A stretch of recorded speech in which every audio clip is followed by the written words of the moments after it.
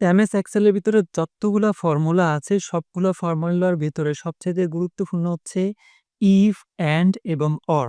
আজকের ভিডিওতে আমরা ইফ এবং অর এবং অ্যান্ড এর ব্যবহার শিখব। এজন্য আমাদেরকে একটা বেসিক জিনিস কাজ করতে হবে এই কাজটা শেখার আগে। সেটা হচ্ছে যে এই জিনিসগুলার আসলে ব্যবহার কখন হয়? ইফ কখন ব্যবহার হয়, অ্যান্ড কখন ব্যবহার হয় এবং অর কখন ব্যবহার হয় সেই জিনিসটা আমরা দেখার চেষ্টা করি। ফাংশনগুলা এই জায়গায় লেখা আছে ইফ অর অ্যান্ড এবং ব্যবহার করা হয় এবং বাস্তব উদাহরণ সহকারে আমরা জাস্ট বেসিক জিনিসটা বোঝার চেষ্টা করি। তারপর হচ্ছে আমরা কিছু উদাহরণ দেখার চেষ্টা করব। এখানে ইফ যে ফাংশনটা আছে এই ফাংশনটার কাজটা আসলে কি এবং ব্যবহার করা হয় কখন? যখন একটা সত্য দেখে একটা সিদ্ধান্ত নিতে হয়।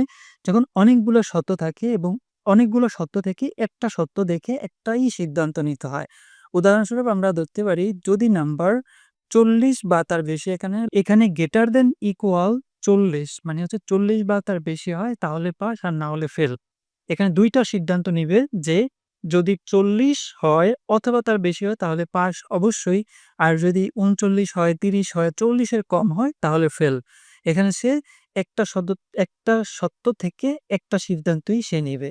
অরের কাজ কি? এখানে অরের কাজ হচ্ছে যখন যেকোনো একটা সত্য, সত্য হলেই হবে। ধরুন অনেকগুলো সত্য দেয়া আছে তার ভিতর থেকে একটা সত্য, সত্য হলেই সেটা হয়ে যাবে। এখানে আমরা একটা বাস্তব উদাহরণ দেখতে পারি সেটা হচ্ছে যদি জিপিএ greater than equal 4 হয় অথবা, IELTS 6 পয়েন্ট হয় তাহলে এলিজিবল। আর যদি ২ টার একটাও না মেলে তাহলে হচ্ছে নট এলিজিবল। ধরুন এখানে জিপিএ আছে 4, এখানে IELTS আছে 6 এর জায়গায় 5, তাহলে কিন্তু সে এলিজিবল। কারণ যেকোনো একটা সত্যি হলেই হবে। এখানে জিপিএ সত্যি হয়েছে, IELTS কম হলেও সমস্যা নাই। আবার ধরুন IELTS এখানে রিকোয়ারমেন্ট দেয়া আছে 6, এখানে আছে 5, কিন্তু জিপিএ 4 বা তার বেশি 5 হইছে। তখন কিন্তু এটাও সত্য। আর যদি মিথ্যা হবে তখন যখন জিপিএ হবে 3 এবং IELTS হবে 6 এর কম 5, 2, 3 এরকম। তখন হচ্ছে এটা নট এলিজিবল হবে। এবং এন্ড এর কখন ব্যবহার হয়? যখন সবগুলো সত্য, সত্য তবেই কাজ হবে। যেমন আমরা এখানে একটা বাস্তব উদাহরণ দিতে পারি সেটা হচ্ছে যদি মার্কস গ্রেটার দেন ইকুয়াল ৫০ এবং অ্যাটেন্ডেন্স গ্রেটার দেন ইকুয়াল ৮০ হয় তাহলে পাস। এখানে ২ টা সত্য মিলতে হবে। মার্কস হতে হবে ৫০ অথবা তার বেশি, আবার অ্যাটেন্ডেন্স হতে হবে ৮০ বা তার বেশি। যদি কোনো একটা কম হয় তাহলে সে পাস করবে না, ফেল করবে। এখানে ২ টা রিকোয়ারমেন্টই কিন্তু ফুলফিল হতে হবে। তো আমরা এখানে বেসিক জিনিসটা বোঝার চেষ্টা করলাম। ইফ যখন একটা সত্য দেখে একটা সিদ্ধান্ত নেওয়া হয়, অর যেকোনো একটা সত্য, সত্য হলে হবে এবং এন্ড হচ্ছে যতগুলা সত্য দেয়া আছে সবগুলা সত্য, সত্য হলেই তবে কাজ করবে এবং আর না হলে সে যেমন এখানে যদি এই রিকোয়ারমেন্টটা ফুলফিল হয়, মার্কস হয় যদি গ্রেটার দেন ইকুয়াল ৫০ আ অথবা এবং একই সাথে অ্যাটেন্ডেন্স হয় ৮০ বা তার বেশি তাহলে পাস করবা, নাহলে পাস করবে না। আমরা এই জিনিসটা এখানে বাস্তব উদাহরণ সহকারে দেখার চেষ্টা করি এমএস এক্সেল এর ভিতরে। যেমন এখানে অলরেডি ফর্মুলাটা লেখা আছে। আমি জাস্ট এখান থেকে ডিলিট করে দেই। এখানে নেস্টেড ইফ এলস এর ভিতরে আমরা যে জিনিসটা করব সেটা হচ্ছে মার্কসের এখানে একটা নাম দেয়া আছে যেমন নাদিম, সাদিয়া আরো বেশ কয়েকজনের এবং মার্কস দেয়া আছে এবং এখানে গ্রেডের ভিতরে আমরা এই জিনিসটা ফর্মুলা আকারে বের করার চেষ্টা করব। এই ফর্মুলা আকারে বের করার চেষ্টা করার আগে আমাদেরকে এই জিনিসটা একটু পড়তে হবে। এই জিনিসে কি লেখা আছে? যদি কোনো স্টুডেন্টের রেজাল্ট ৮০ বা তার উপরে হয় তাহলে A+, যদি ৬০ এর উপরে হয় তাহলে A আর না হলে হবে ফেল। এখন এই জিনিসটা কিন্তু আরো লম্বা প্রসেস বা লম্বা ক্রাইটেরিয়া বা লম্বা এখানে নেস্টেড ইফ এলস এর ব্যবহার আছে। আমরা জাস্ট শর্ট করে বোঝার চেষ্টা করি। আমরা যখন একটা রেজাল্ট শিট তৈরি করব প্রপারলি তখন আমরা আরো বেশ কিছু জিনিস নিয়ে আলোচনা করার চেষ্টা করব। যেমন ৮০ এর উপরে হইলে A+, তারপর হচ্ছে ৭০ এর উপরে হইলে A, ৬০ এর উপরে হইলে হচ্ছে A, A মাইনাস এরকম করে হচ্ছে প্রত্যেকটা B এবং লাস্টে হচ্ছে ফেল। এই জিনিসটা আমরা বোঝার চেষ্টা করব। পরে যখন আমরা রেজাল্ট শিট তৈরি করব ঠিক ওই সময়। শুরুতেই আমরা এখানে ইকুয়াল সাইন দিব। ইকুয়াল সাইন দেওয়ার পরে আমরা যে জিনিসটা করব ইফ লিখব। ইফ লেখার পরে ফার্স্ট ব্র্যাকেট শুরু করব। শুরু করার পরে আমাদেরকে এখানে কি বলা আছে? যেমন স্টুডেন্টের রেজাল্ট ৮০ বা তার উপরে যদি হয় তাহলে A+। আমরা এই সেলটাকে সিলেক্ট করব। সিলেক্ট করার পরে আমরা এখানে একটা গ্রেটার দেন ইকুয়াল দিব যেহেতু ৮০ হইলেও হবে অথবা তার বেশি হইলেও হবে। আমরা এখানে লিখব হচ্ছে ৮০। ৮০ লেখার পরে জাস্ট আমরা এখানে একটা কমা দিব। কমা দেওয়ার পরে আমরা জাস্ট এখানে হচ্ছে ডাবল কোটেশন প্রথম একটা কোটেশন দিব, দেওয়ার পর হচ্ছে এ লিখবো, এ প্লাস দিব, দেন হচ্ছে আমরা কোটেশনটা এখান থেকে ক্লোজ করব। ক্লোজ করার পরে আমাদের একটা শর্ত এখানে লেখা আছে। দ্বিতীয় শর্ত হচ্ছে যদি ৬০ এর উপরে হয় তাহলে এ। তা তখন আমরা যদি দ্বিতীয় আরেকটা ফর্মুলা লিখতে চাই তাহলে আমরা কমা দিব। কমা দেওয়ার পরে আবার আমরা এগেইন ইফ লিখবো। ইফ লেখার পরে আপনি ছোট হাতের বড় হাতে লিখেন, কোনো সমস্যা নেই। ফার্স্ট ব্র্যাকেট শুরু করব। শুরু করার পরে আমরা যে জিনিসটা করব, আমরা এই সেলটাকে এগেইন সিলেক্ট করব। সিলেক্ট করার পরে লেস দেন ইকুয়াল ৬০ লিখব। ৬০ বা তার বেশি হইলে তারপর হচ্ছে আমরা কমা দিব। কমা দেওয়ার পরে আমরা সেম ভাবে এখানে একটা ডাবল কোটেশন দিব। দেন হচ্ছে আমরা এ লিখব। এ লেখার পরে ডাবল কোটেশনটা ক্লোজ করব। ক্লোজ করার পরে কমা দিয়ে এখন আর আমাদের কোনো ফর্মুলা লেখা লাগবে না। এবার অটোমেটিক হচ্ছে আমরা জাস্ট ডাবল কোটেশনের ভিতরে জাস্ট FAIL লিখে দিব। লিখে দেওয়ার পরে আমরা কোটেশনটা এখান থেকে ক্লোজ করব। ক্লোজ করার পরে আমাদের এখানে ব্রেকেট আছে কয়টা? ১ টা এবং ২ টা। ২ টা আমাদের ক্লোজ করা শেষ এবং ইন্টারে ক্লিক করব। তখন আমরা দেখতে পাচ্ছি আমাদের শর্ত অনুযায়ী আমাদের যে গ্রেড অপশনটা আছে বা সেলটা আছে ওটার ভিতরে A+ চলে আসছে। কেন চলে আসছে?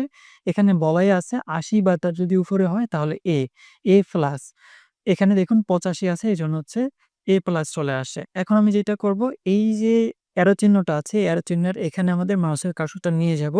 আমরা যেই সেলের ভিতরে হচ্ছে ফর্মুলাগুলো লিখছি ওই সেলটা সিলেক্ট করে জাস্ট মাউসের লেফট বাটন ক্লিক করে রেখে যতটুকু ঘর আছে ওই জায়গা পর্যন্ত আমরা এনে টেনে ছেড়ে দেব। ছেড়ে দেওয়ার পরে আমরা এখানে এ কেন দেখতে পাচ্ছি? এখানে আমরা দেখতে পাচ্ছি ৬০ বা তার উপরে যদি হয় তাহলে হবে এ। যেমন ৮০ র নিচে ৬০ বা তার উপরে মানে ৭০ পর্যন্ত জিনিসটা। ৪৫ এ ফেল কেন আসছে? কারণ যদি ৬০ এর নিচে হয় তাহলে অটোমেটিক্যালি ফেল। আমাদের এই কন্ডিশন অনুযায়ী এখানে কিন্তু এই যে কন্ডিশনটা দেয়া আছে বা ফর্মুলা বারের ভিতরে ফর্মুলাটা দেয়া আছে। এখানে এ কেন হইছে? এ হইছে আপনার ৭৮ হওয়ার কারণে। ৭৯, ৮০ যদি ৮০ হইতো, ৭৯ হইলেও কিন্তু এ দেখাইতো। ৮০ হইলে কিন্তু আবার A+ দেখাইতো। ৭৫ এ, ৬৯ এ, ৪৫ আবার ফেল এবং ৮০ শুধু ৮০ তাও কিন্তু A+। প্রথম যেই ফর্মুলাটা বা কন্ডিশনটা ছিল সেটা হচ্ছে ইফ। এই ইফ এর যে বেসিক ধারণাগুলা সেটা আমরা বোঝার চেষ্টা করছি। এবার আমরা চলে আসি হচ্ছে ইফ এবং এন্ড এর ব্যবহারের মধ্যে। আমরা অলরেডি এখানে যেটা দেয়া ছিল ওটা আমরা মুছে দিলাম। মুছে দেওয়ার পরে এখন আমরা নিজেরা এখান থেকে লেখার চেষ্টা করব। শুরুতেই আমরা এখানে এই জায়গায় যদি এখানে ইফ এবং এন্ড এর যে এক্সাম রেজাল্ট অপশনটা আছে, এখানে যদি আমরা রেজাল্টটা বের করতে চাই, যেমন এই ফর্মুলাটা হচ্ছে আপনার ইফ এবং এন্ড এর ব্যবহার। যদি কোনো স্টুডেন্টের মার্কস ৪০ এবং অ্যাটেন্ডেন্স ৭০ হয় তাহলে সে পাস, না হলে ফেল। এই যে এখানে আমরা যে জিনিসটা দেখতে পাচ্ছি সেটা হচ্ছে এই যে এন্ড এর জন্য ২ টা সত্যই কিন্তু সত্য হতে হবে। সেক্ষেত্রেই কিন্তু কাজ করবে। এজন্য আমরা জিনিসটা করতে পারি সেটা হচ্ছে ইকুয়াল সাইন দিব। ইকুয়াল সাইন দেওয়ার পর আমরা ইফ লিখব। ইফ লেখার পরে আমরা একটা ফার্স্ট ব্র্যাকেট শুরু করে দিব। দেওয়ার পরে আমরা এন্ড লিখব। দেন হচ্ছে আমরা আবার ফার্স্ট ব্র্যাকেট শুরু করব। শুরু করার পর আমরা এখানে দেখতে পাচ্ছি লজিক 1, লজিক 2 ২ টা লজিক এখানে আমাদেরকে দিতে হবে। আমরা আরো চাইলে মাল্টিপল লজিক দিতে পারি। লজিকগুলা কি? লজিকগুলো হচ্ছে স্টুডেন্টের মার্কস যদি ৪০ এবং অ্যাটেন্ডেন্স ৭০ হয় তাহলে সে পাস, না হলে ফেল। এবার আমরা এই গড়টাকে সিলেক্ট করব। মার্কস যেই গড়টা আছে সেটাকে সিলেক্ট করব। লেস দেন ইকুয়াল দিব। দেওয়ার পর হচ্ছে আমরা ৪০ লিখব। ৪০ দেন আমরা এখানে একটা কমা দিব। কমা দেওয়ার পরে আমরা এই জায়গায় আবার যেই সেলটা আছে ওই সেলটা আমরা সিলেক্ট করব। যেমন হচ্ছে এই সেলটা সিলেক্ট করলাম। এটা হচ্ছে অ্যাটেন্ডেন্সেরটা। ঠিক আছে? একটা হচ্ছে মার্কসের জন্য আর একটা হচ্ছে অ্যাটেন্ডেন্সের জন্য। এই সেলটার নাম হচ্ছে আপনার I3, এটা আমরা সিলেক্ট করলাম। দেন লেস দেন ইকুয়াল দিলাম। দেওয়ার পরে আমাদের শর্ত হচ্ছে কি ৭০ হতে হবে বা তার বেশি হতে হবে। সেক্ষেত্রে আমরা ৭০ দিলাম। দেওয়ার পরে এটাকে আমরা এখান থেকে ক্লোজ করব। আমাদের যে ফার্স্ট ব্র্যাকেটটা আছে সেটা ক্লোজ করব। ক্লোজ করার পরে আমরা একটা কমা দিব। কমা দেওয়ার পরে এখন যদি কন্ডিশন সত্যি হয় তাহলে কি হবে? আর যদি কন্ডিশন সত্যি না হয় তাহলে কি হবে? সেটা আমরা এখানে লিখে দিব। যেমন যদি কন্ডিশন সত্যি হয় তাহলে ডাবল কোটেশনের ভিতরে আমরা লিখব সে করবে হচ্ছে PA পাস। আমরা ডাবল কোটেশনের ভিতরে লেখার পরে দেন কমা দিয়ে আবার ডাবল কোটেশন দিব। এখানে আমরা লিখব হচ্ছে FAIL। ফেল লেখার পর ডাবল কোটেশন ক্লোজ করে আমরা এখানে যেই এন্ড এবং ইফ এর মাঝখানে যেই ব্রেকেটটা আছে ওই ব্রেকেটটা আমরা এখানে ক্লোজ করব। দেন এন্টারে ক্লিক করব। ক্লিক করার পর আমরা দেখতে পাচ্ছি এখানে রাফি নামে যে স্টুডেন্ট আছে সে হচ্ছে পাস করছে। কেন পাস করছে? আমাদের কন্ডিশন অনুযায়ী ছিল যে মার্কস হতে হবে ৪০ এবং অ্যাটেন্ডেন্স হতে হবে ৭০। সে মার্কসে পাইছে ৭৫ এবং অ্যাটেন্ডেন্সে আসে ৮৫, সেক্ষেত্রে সে পাস করছে। সেম ভাবে আমরা এই সেলটাকে সিলেক্ট করে রেখে নিচে ড্র্যাগ করে নামিয়ে দিব। তখন আমরা দেখতে পারবো কোন স্টুডেন্টটা পাস করছে এবং কোন স্টুডেন্টটা ফেল করছে। ২য় জনও সেম পাস করছে। কেন পাস করছে? অ্যাটেন্ডেন্স ৭০ ছিল এবং এখানে মিমের যেই মার্কস আছে সেটা হচ্ছে ৫৫।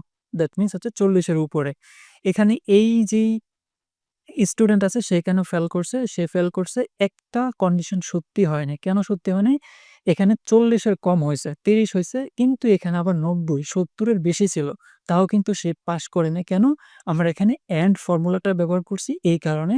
এন্ড এর যে কন্ডিশন সেটা হচ্ছে যে, যেই কন্ডিশনগুলো আমরা দিলাম সবগুলো কন্ডিশনই ফুলফিল করতে হবে। তখনই সে এখানে পাস দেখাবে, না হলে ফেল দেখাবে। আশা করি এখানে এন্ড এর যেই ফর্মুলাটা আছে সেই ফর্মুলাটা আপনারা বুঝতে পারছেন। এবার আমরা চলে যাব হচ্ছে এখানে যেই আপনার OR এর যেই ফর্মুলাটা আছে সেই ফর্মুলাটা বোঝার জন্য। এখানে অলরেডি কিছু দেয়া আছে সেটা আমরা এখান থেকে মুছে দিলাম। এখন OR এর এই জিনিসটা যদি আমরা করতে চাই তাহলে এই লেখাটা আমাদেরকে পড়তে হবে। যদি একজন স্টুডেন্টের জিপিএ 4 হয় অথবা IELTS 6 হয় তাহলে এলিজিবল, ২ টা একটাও না হলে সে হবে নট এলিজিবল। আমরা এই জিনিসটা করতে পারি। ইকুয়াল সাইন দিব, ইফ লিখব, দেন আমরা ফার্স্ট ব্র্যাকেট শুরু করব। তারপর হচ্ছে অর লিখব। ছোট হাতের বড় হাতের কোনো সমস্যা নাই। এবার হচ্ছে আমরা এখানে ফর্মুলাটা লেখার চেষ্টা করব। এখানে আমরা জিপিএর জন্য কি জিপিএটা সিলেক্ট করলাম লেস দেন ইকুয়াল। এখানে আমাদের ফর্মুলাটার ভিতরে হচ্ছে 4 হতে হবে। লেস দেন ইকুয়াল 4 লিখে দিলাম। লিখে দেওয়ার পরে আমরা হচ্ছে একটা কমা দিব। এবার হচ্ছে আমরা লজিক 2 দিব। দেখুন লজিক 2, এখানে লজিক 3 চাইলে আমরা হাজার, হাজার বা অনেকগুলা লজিক এখানে দিতে পারি। যদি আমাদের এখানে জিপিএ, IELTS বা হচ্ছে আপনার অ্যাটেন্ডেন্স ৩ টা একসাথে থাকতো তাহলে আমরা অ্যাটেন্ডেন্সও এড করতে পারতাম। এবার আমরা IELTS এর যে ঘরটা আছে সেটাকে সিলেক্ট করব। এটার নাম হচ্ছে P3, দেন লেস দেন ইকুয়াল। এটার ফরম্যাটটা হচ্ছে যে 6 পয়েন্ট হতে হবে। আমরা 600 দিলাম। দেওয়ার পর হচ্ছে আমাদের যে কন্ডিশনটা আছে কন্ডিশনের যেই ব্রেকেট আছে ওটা ক্লোজ করব। ক্লোজ করার পর আমরা একটা কমা দিব। কমা দেওয়ার পরে এখন আমরা কি চাই, কি রেজাল্টটা চাই ওই জিনিসটা আমরা এখানে দিব। আমরা এখানে একটা কোটেশন দিলাম। দেওয়ার পরে হবে, প্রথমটা হবে যদি হয় ভ্যালু। এখানে দেখতে পাচ্ছেন যে ভ্যালু ইফ, যদি ভ্যালু ইফ ট্রু, যদি সত্যি হয়, ভ্যালুটা সত্যি হয় তাহলে কি হবে, এবং সেকেন্ড যেই কোটেশনটা দিব সেটার ভিতরে আমরা দিতে হবে ভ্যালু ইফ ফলস, যদি মিথ্যা হয় তাহলে কি হবে, যদি সত্য হয় তাহলে সে ইলিজিবল, ELIGIBLA, ইলিজিবল। দেন আমরা এটাকে ক্লোজ করব। দেন হচ্ছে আমরা আবার একটা কমা দেব। কমা দেওয়ার পর আমরা দেখতে পাচ্ছি ইফ ভ্যালু যদি ফলস হয়, মিথ্যা হয় তাহলে কি হবে, আমরা আরেকটা ডাবল কোটেশন দিব এবং এটার ভিতরে লেখার চেষ্টা করব নট এলিজিবল। নট এলিজিবল লেখার পরে আমরা জাস্ট এখান থেকে যে ব্রেকেটটা আছে ওটা ক্লোজ করব, দেন ইন্টারে ক্লিক করব। ক্লিক করার পর আমরা দেখতে পাচ্ছি এই ব্যক্তি এলিজিবল। কেন এলিজিবল? যেহেতু অর ফর্মুলাটা ব্যবহার করা আছে সেক্ষেত্রে এখানে IELTS 6 পয়েন্টের বেশি, 6.5, এবং জিপিএ তার কিন্তু আবার কম। এখানে একটা সত্য হয়েছে, একটা সত্য হওয়ার কারণে সে এলিজিবল। অ্যান্ড দেন এটাকে আমরা এখান থেকে ড্র্যাগ করে নিচে নামিয়ে দিই। তখন আমরা দেখতে পারবো এখানে সবগুলো এলিজিবল, এটা নট এলিজিবল। কেন নট এলিজিবল হয়েছে? IELTS আছে 4 এবং জিপিএ হচ্ছে 3.3। এখানে কিন্তু জিপিএ দরকার ছিল 4 এবং IELTS দরকার ছিল আপনার 6। সেক্ষেত্রে ২ টার একটাও সত্যি হয় নাই। সেক্ষেত্রে সে নট এলিজিবল দেখাইছে। আর যদি ২ টার একটা সত্যি হইতো, যেকোনো একটা মিথ্যা হইতো, একটা সত্যি হইতো তাহলেও সে এলিজিবল হইতো। যেহেতু ২ টাই মিথ্যা সেক্ষেত্রে সে হচ্ছে নট এলিজিবল। তো আশা করি আজকের ভিডিওতে আপনাদের সাথে যে ইফ এবং এন্ড এবং অর এর ব্যবহারটা আপনাদের সাথে শেয়ার করছি। আশা করি আপনারা বুঝতে পারছেন। যদি বুঝতে না পারেন তাহলে কমেন্ট করে জানাতে পারেন যে আসলে কোন জায়গায় বুঝতে পারেন নাই। So alright guys, that is it for this video. দেখা হবে নেক্সট ভিডিওতে। সবাই ভালো থাকবেন, সুস্থ থাকবেন। Till then take care.